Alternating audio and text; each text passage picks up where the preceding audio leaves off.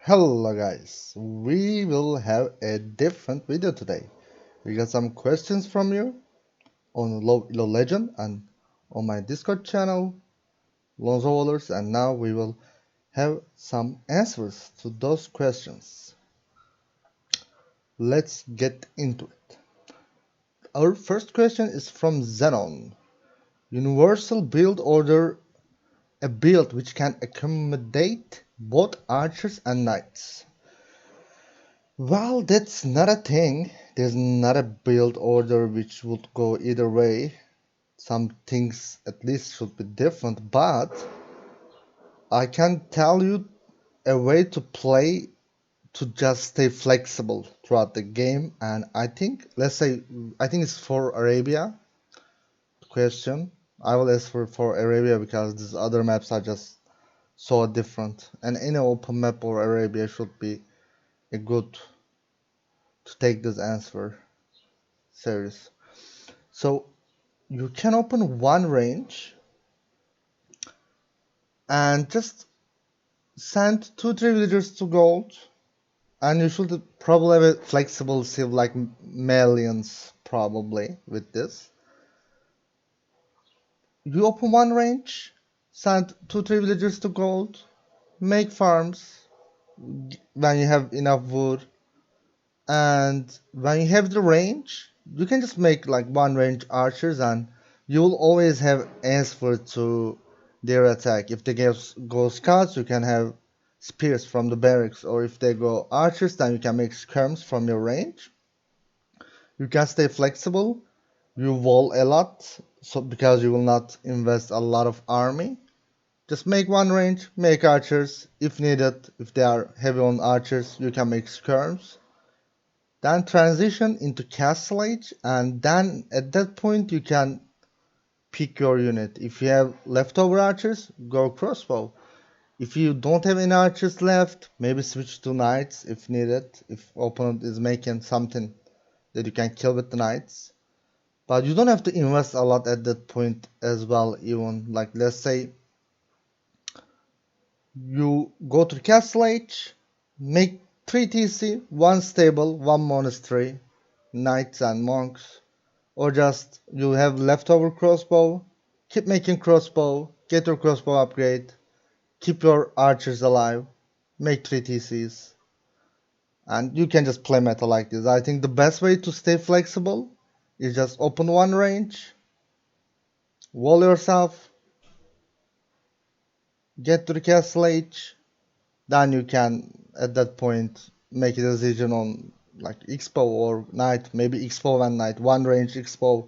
Let's say you have a lot of archers left from fiddle, you can get the crossbow upgrade, botkin, then you can make one stable knights and try to boom behind it as well.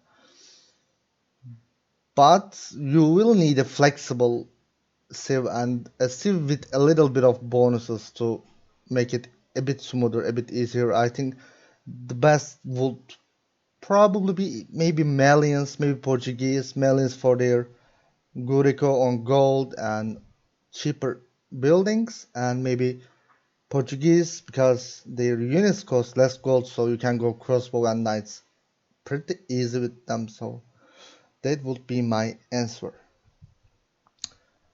The next question is which civ is missing bombard cannon the most and would be way stronger if they got it? That's a great question from Reto7179.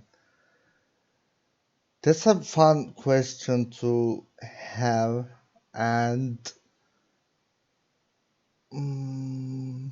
which civ would be way?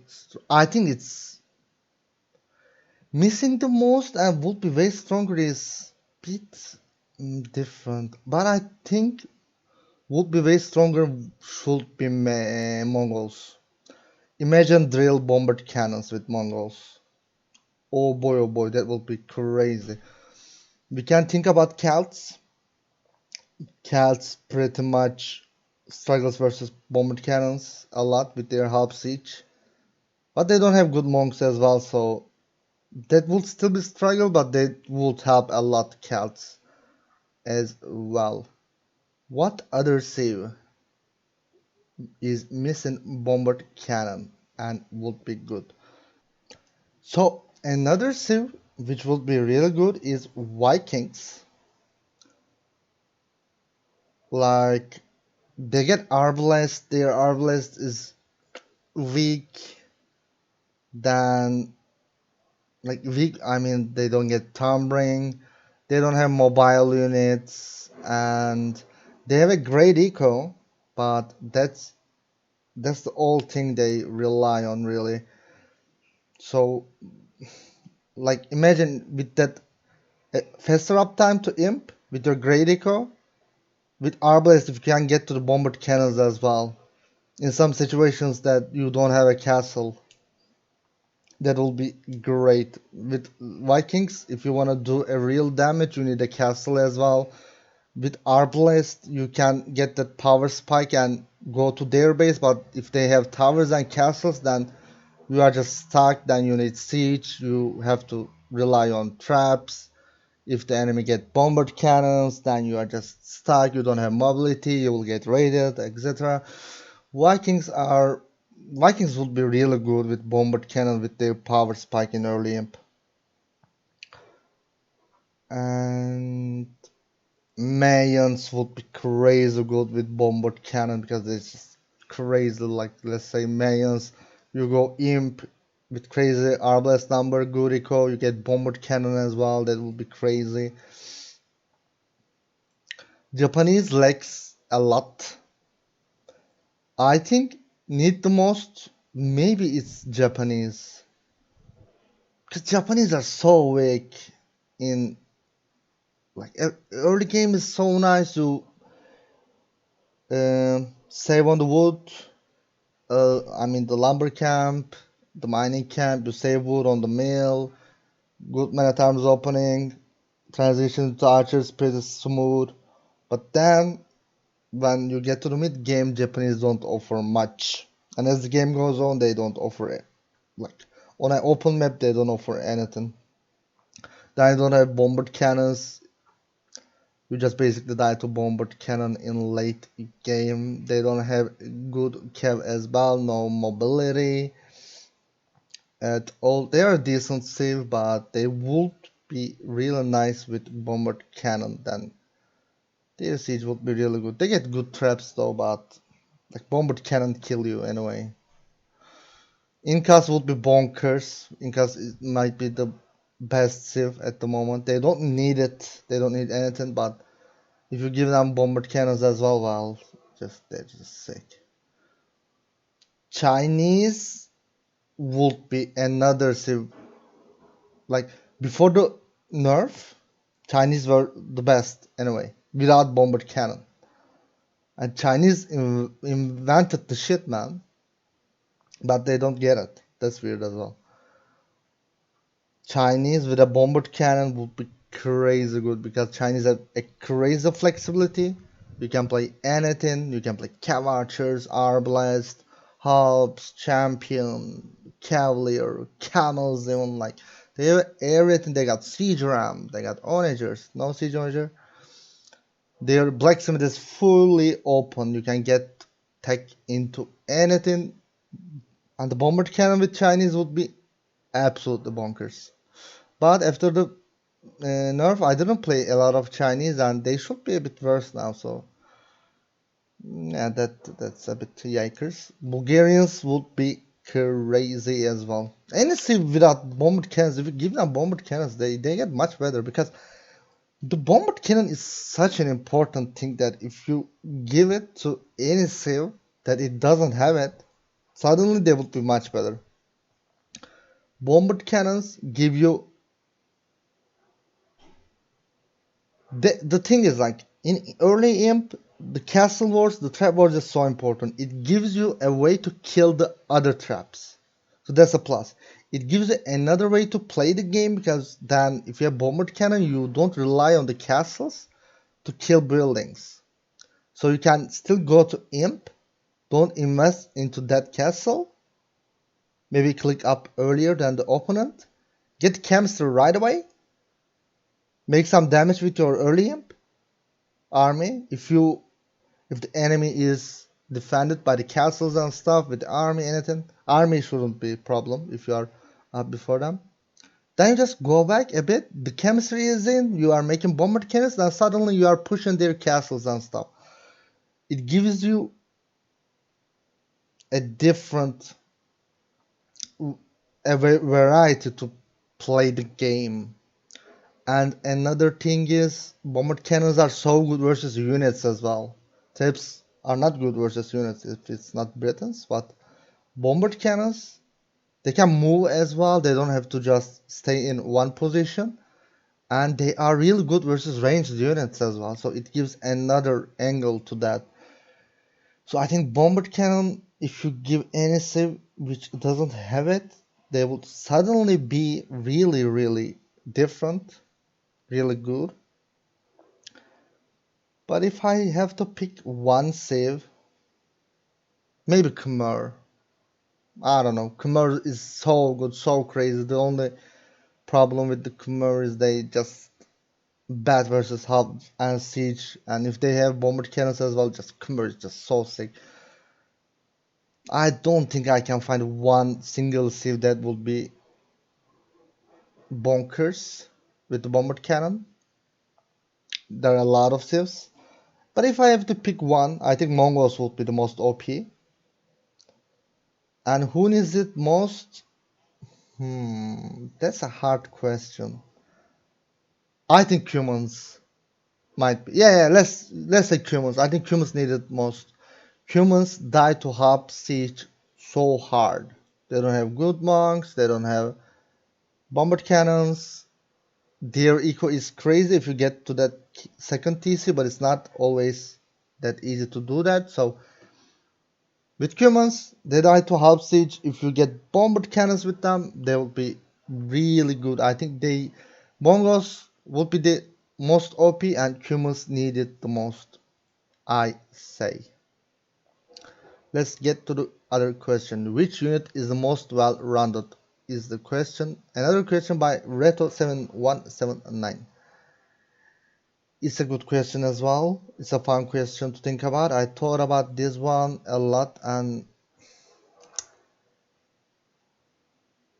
well-rounded, most well-rounded. I think it's Kongs, right? Should be Kongs because like they don't have a real counter. They are mobile. They have higher attack, really high attack. They're a bit worse now versus ranged units, but they still really do okay versus ranged units. Don't let anyone tell you otherwise.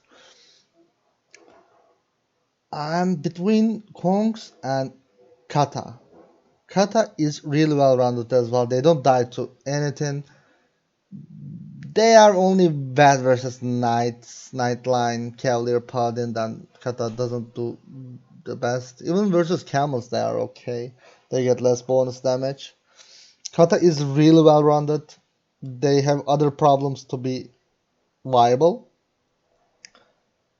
Kongs, I think Kongs will be the most well rounded, most viable unique unit in the game. So another question. So in response to you shout out for low elo questions, I would like to ask your advice of number of thesis. I didn't get the name for this one. I'm sorry. I didn't get names on one of some of this stuff. I missed on that. I'm sorry. So number of theses, it really depends a lot. But I would say if you wanna play a controlled game where you make a little army to just defend yourself, control the game, and boom behind, you got 3 TCs. You can maybe add 4 later on. You wanna secure some position, some resources. You can add 4 as well. But I think if you wanna play a controlled game, go 3. But a big mistake people do when try to play all in, they add TCs as well, a second TC. I think that's a big mistake. If you feel like you will go all in, push, try to kill, maybe you got a bit behind now, you want to kill the enemy. Then you stay 1 TC, go full all in, full army, full siege, make mangoes, make whatever, knights, crossbow. Don't add another TC if you're going all in. Or if you have to defend, then you stay 1 TC. Like early castle, you have to defend. Just stay 1 TC for a while. Defend, feel good, then add TCs. If enemy is all in, like you are getting all in, crazy game, crazy pressure on you, then you can stay for 1 TC for a while, defend, chill, then add TCs. But for the most meta play, just add 2 TCs, make as little army as possible to defend yourself is the best way to play the game, in my opinion. Let's get to another question. I am around 750 elo and have a fair amount of idle TC time, especially when dealing with or trying to rush infidel. How do I cut my idle TC whilst also dealing with or pressuring my opponent? My opponent also often outbooms me in late games. How best to deal with this? It's a good question as well. I'm missing the name as well here. Please let me know. And it's all about muscle memory. Good hotkeys. At start, it's about good hotkeys. Get good hotkeys to make villagers. For personally, hotkeys are so personal, but personally, I use J for select all TCs and H for select the TC, go to the TC hotkey. You need to create a muscle memory on it. If you can create a muscle memory of making villagers all the time, you will not even realize if you are making villagers or not. You will be making villagers. You will need to think to stop making villagers, not otherwise. If you think when you are making wheels, then you didn't create that muscle memory yet. When you get that muscle memory, you will be overbooming that. That's gonna be your problem because you are keeping making villagers all the time. So the best advice on that, find the best hotkeys for yourself, and then just you have to play the game, create a muscle memory. You will keep making villagers all the time. Then it's gonna be a muscle memory. It's just like a bike you ride. You will not even think about it. Then it will get much better. Of course, you will have idle TC. Like everyone has idle TC, even the best players. If the solution is going 3 TC in Castle Age, how do I best deal with this to minimize idle TC time? It's the same question going. If the solution is going 3 TC in Castle Age, how do I best deal with this to idle time? Yeah, that's the same. Like, there's no different answer. To minimize idle time, you need a muscle memory. I appreciate really generic questions and lots of depends. It is Razzle Dazzle official on this question. I got the name. Okay, sorry. It was just a long question. I got the name there. Tips for keeping the TC running while luring deer, and at what time should you begin luring them? Is from Shiro. Uh, why you cannot keep TC running while luring deer? I don't understand that. I think it's the same with other question. If you have the muscle memory, then like you'll still make villages. Like luring the deer and making villages, I don't feel like there's a correlation there. I don't think it's harder to make villages when you're luring deer. You just click two buttons, bam, bam, bam, bam, bam, all the time. Luring the deer is with the mouse anyway, so it shouldn't be harder. And what time you should begin luring them? Uh, you should find all your sheep first. You should locate the deer, then start pushing. That's the best time, I think. It's usually the first or second deer comes when you take the boar as well. So that's the tricky part. Like around first or the second tier, I think the second tier, you are getting your first boar.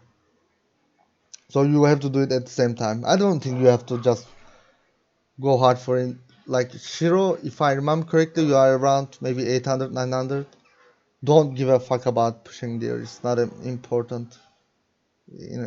Like if you want to push one, just put your villagers on the ship, find your old ship. When you find your ship and the deer, just push one maybe, but don't focus on that. That's not an important thing. Let's go another one. This is probably not low elo, but how does one play double gold comp and when is it good to go for buy blue moon? That's a really good question because it's a really decision making comes into a play there. And when is it to go? It's like it's such a wide question. It's really hard to answer, but I will try to.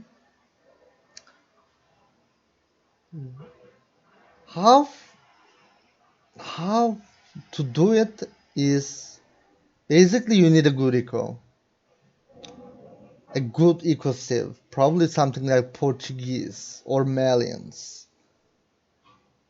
or double gold comp. Like you probably don't go for both of them right away, right? Double gold comps rely on keeping army alive from feudal a lot. That's the biggest point. Let's say you are playing archers, you got 8, 10 archers, you have to keep them alive. When you're in castle, you get crossbow, you get botkin, then you don't have to make like archers all the time, right? Because you already have enough mass to, let's say, you add knights with them. If you have 8, 10 crossbow, it's gonna be really enough to, like, let's say if you want to kill pikes, you will kill pikes. You want to kill camels with nice and 10 crossbow, camels will be melted. So it will be enough, but you have to keep your army from feudal. If you don't keep them alive, then in Castle Age you have to make archers. You have to get archer upgrade. You have to get Botkin, then you have to get the knight upgrades. It's like close to impossible. With some civs it's easier, of course, but and if you watch the pros, it's most of the time archers and then you add knights into them. It's not like knights then you add crossbow most of the time because it's such a hard thing to do. But if you keep archers alive from feudal, be plays safer maybe sometimes. Then it's much easier to add knights to them. And when is it to go good to go for? Sometimes there are some civs that have that one unit is so hard to kill that you cannot play only one unit. For example, Guriaras. Let's say you play archers with Guriaras. They will play the Shramswa. If you had pikes, they will not even freaking fight you. They'll just go around, boom behind, make a little bit of damage here and there with the Shramswa. They will not even fight you. So, versus Guriaras, if you go knights, well, they will just make camels. The freaking amazing camels. So that's why versus Guriaras, crossbow knight comp is really, really good. Why? Because if you go knight and crossbow, if they go camel, they will die. If they go Shramswa, they will die to knights. And then you can force them to fight you as well. Because you have the mobility as well and you have a really good army that if you can push with knights and crossbow, it's so hard to defend. Of course, there are downsides to it. It's hard to control two army. It's hard to produce both of them. It's hard to boom behind it. But there are some civs like this that if you go double gold composition, you can beat them. Maybe another civ is Hindustanis. Maybe Hindustanis you can just play. With Hindustanis, let's say, it's same, close. But versus Hindustanis is easier because they need a castle to get that special uh, unit. Like, let's say you go crossbow, they will have like it will take time until they can get to the Gulam, right? But when they get to the Gulam, if you can at one stable make 5-6 knights, then suddenly if they can mid shield a bit, then the crossbow hand will do a lot of damage to Gulam, then suddenly you are fine. So Hindustanis might be another example to crossbow knight play. And another answer to that is how much gold in the map there is, how much of those gold you can control. Let's say enemy try to play defensive and you are on the push. You got the map control, but you cannot actually do a lot of damage because they are defending with the castles and shit doing stuff. Then you can check the sites, find extra gold. You get a lot of gold. You get all the extra gold on the map. The enemy doesn't because they try to play defensive. Then you can try to punish them by going for a real strong army like CA and Knight, Camel. CA Camel is a good example for that. Or like what can be a real good one that kills Keshik CA maybe if you're Tatars you can go Keshik CA if you have all those extra goals on the map. So it's another time to go for a double gold comp. If you have a lot of control on extra golds, only downside that if you cannot make it work with your gold units, then you might struggle on gold later on, right?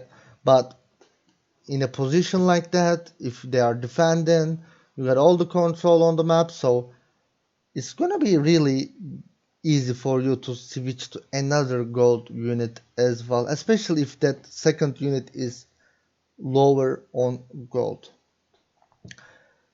Uh, Another question from Blue Moon. All right, and also tech switches. How does one do it? Tech switches is one of the hardest part of the game. It's hard to tech switch, right? And how can I answer that? So, tech switches are actually about if you want. I think the most critical thing is if you're gonna do a tech switch 2 minutes later, you have to start prepare for it from now on. You have to assume there will be like not assume but like you have to know that you will need them in 2 minutes. So you start to just switch your eco a bit right now. So what can be a good um, particular specific position in the game where you are making a tech switch? Let's say it's CA. Yeah, knight to CA is a good switch that happens quite, I guess. So you're going knights, right? Another important thing is here you have to know before that you are gonna need it in 2 minutes now than you are preparing. That's one thing. And the second thing is buying time for it. So let's say you are playing knights, right? They are making pikes, a lot of pikes. So you'll need to switch to CA maybe. Maybe you are playing hounds, something like that. You have to like, let's say, okay, what they are making pikes, right? You have to find the weakness. They are not, they don't have any mobility. You just go around their base, hit them here and there. You don't have to fight the pikes right away with the knights. Just poke a bit here, a bit there, and behind it you are switching to CA, right? And behind it, maybe you stop auto farm so you don't lose wood for your CA. Put more villages on the wood. Gold should be around the same for knights, for CA. You can give and take, it should be okay. It's not a biggest change. The biggest change is farm to wood, food to wood ratio there. So maybe you are gonna switch to say then you will need more wood, then you don't auto farm your farms. You save wood there, you put those villagers to the wood, add ranges, make CA, at this time we are making maybe dropping a defensive castle to not get pushed, or maybe make one siege to just add some scorpions to just buy time, kill some pikes. Then go around with the knights, do stuff, don't dive with them, because when you lose that knight army, they will come to you, right? They will have nothing else to worry about. They will just come to you with those pikes. So you will have to keep them alive, go around their base, you poke here and there, so just to buy time for your uh, next move, which is a Kev Archer switch. There's only one example, of course. There can be a lot of different examples. I cannot think of right now. Maybe crossbow tonight. Because like when you say tech switch, I don't take it as like I have crossbow, but I will add a mango, or I will add uh, what you can pike like with crossbow. I don't take it as a tech switch. That's not a tech switch. That's just an additional trash unit. But a tech switch is a bit different, and I think it was a good answer, good enough. What to do with humans against Siege Onager and Halberdier? I think Garizo is the owner of this question. He's the one who write it down. And humans against Siege Onager and Halves, it's a tough one. It's really tough. As I said before in this video, like humans die to help Onager. What you can do, the thing with humans is I don't like the save. I don't like it. I really don't like it how the design of the save. I don't like. I like the design of Melons. I like they are so flexible, so smooth, so meaningful to the game. It's beautiful, and the humans are just you a second TC. If you can defend that second TC, you win the game.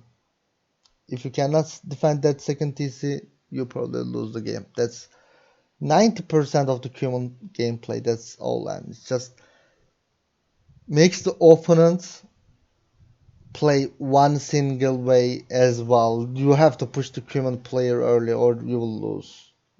So whenever you are against humans, you have to either dry FC, check a bit, dry FC, go siege, push, pike push, or just have try to do tower rush archer in fiddle maybe. Okay, it wasn't about the question, but I hate humans. And what to do against them? Not against them, but with humans versus hub siege. If you are on a closed map and it came down to the hub onager, you are probably dead, bro.